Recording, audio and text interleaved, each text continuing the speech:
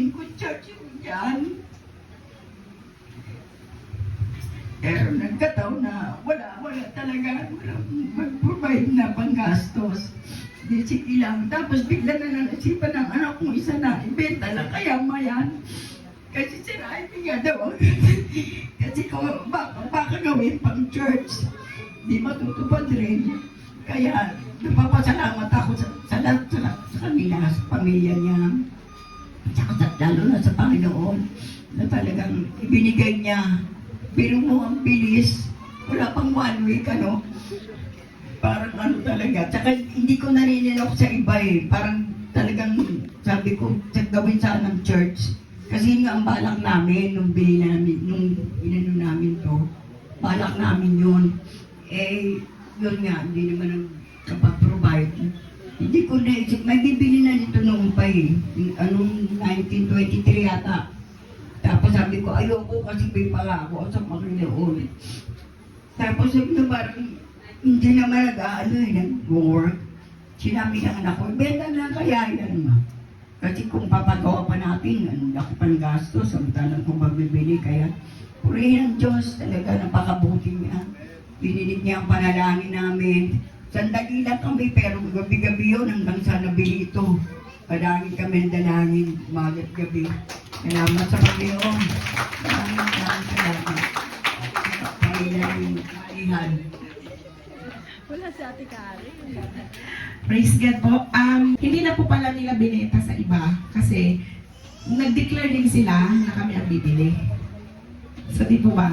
Eh kami naman po, ako po, at dineclare ko rin po na Lord, kung loobin mo, ibibigay sa amin, mapangyari ang kalooban mo. Kaya, ayun po, kung ano po yung dalangin namin, ang dalangin po nila, ay dininig po ng Lord, ay sa biyaya po ng Panginoon, ay never forget your prayer kasi para sa kanila natin.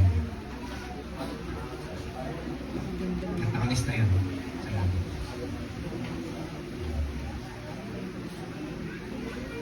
Kung hindi nyo po naisip yun, tingin ko yung unang nag-alok sa inyo sa bahay na ito, pinenta nyo na.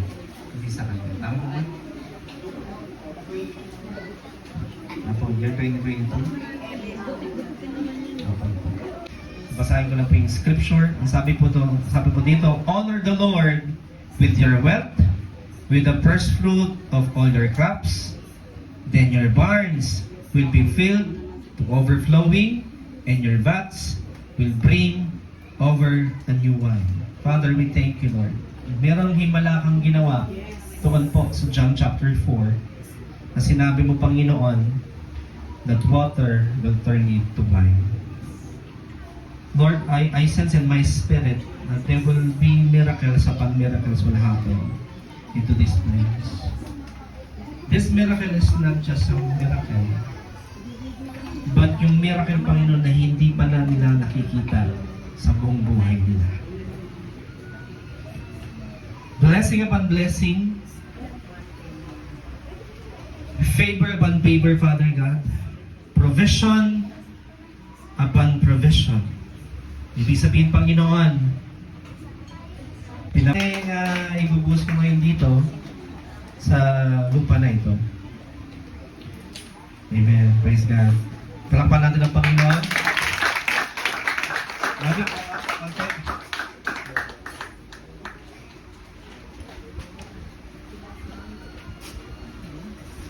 Sige po kayo.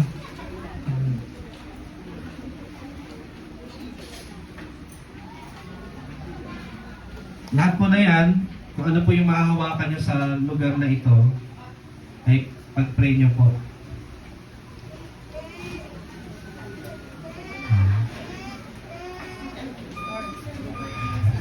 Jesus.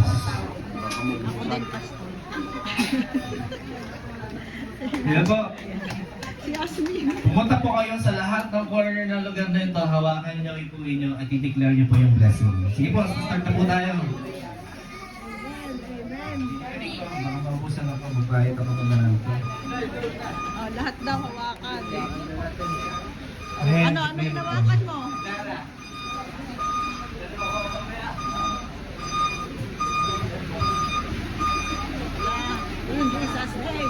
Jesus' name. Meron na. Si Pierre. Meron. Si Pierre! Pierre! Pierre! Pierre!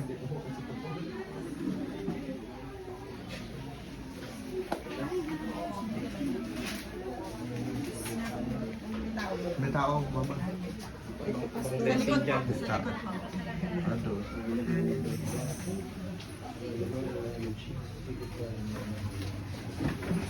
Blessing and providence. Panalala naman po tayo sa. Okay po. Pwede ko tawagin yung mag-asawa namin. Yung mga workers mo nandyan ba? Pwede mo bang ma-request sa akin?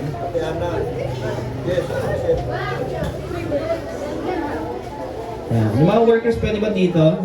Harap ka sa akin, Pastora. Tatay. Yung mga workers mo na sa likod? Tita Rona. Ano po ba yung anak niyo? Saan po na dito? Nasa bahay. Ano po ba ang niya? Diba? Mga workers po, pwede po ba sa likod? Mga workers? Para kompleto na po yung aking punta dito. Amen? Praise God. Lahat ng mga workers, pwede bang hawakan niyo sila? Sige, sige, touch nyo talaga. I-touch nyo talaga. Ayan. Ayan.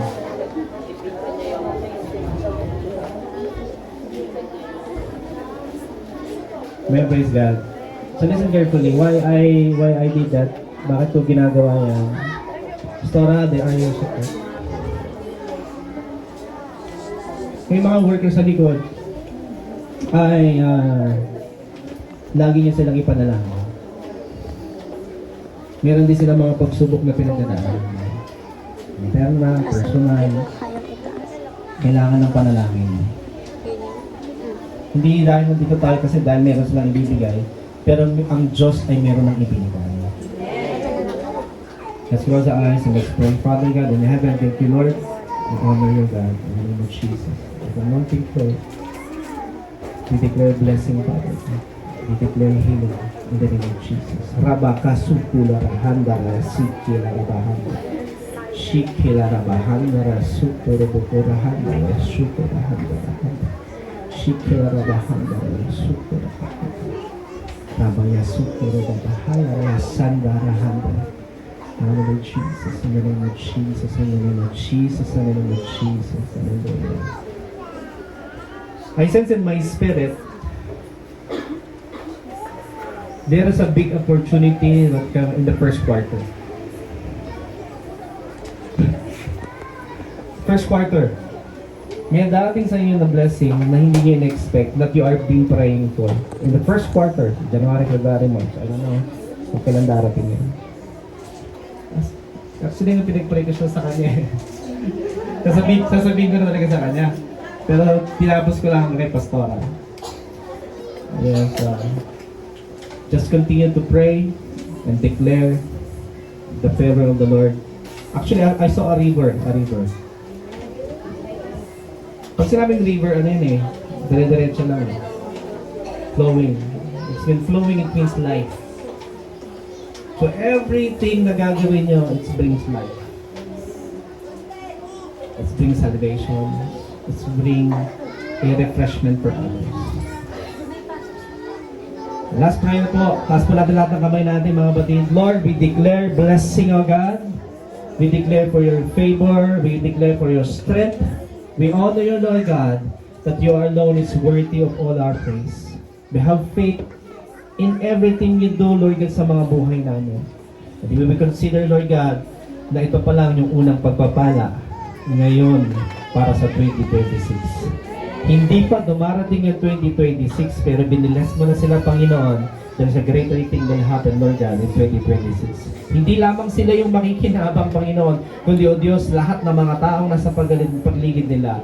It's like a river that flows and refresh everyone ng lahat na masayaran ng tubig na ito, ng ilog na ito. Naniniwala ako, Panginoon, na gagawin mo ito, Diyos, because nakita mo ang puso mo. We honor you, Lord God. In Jesus' name we pray. Everybody say, Amen, Amen. God bless you po.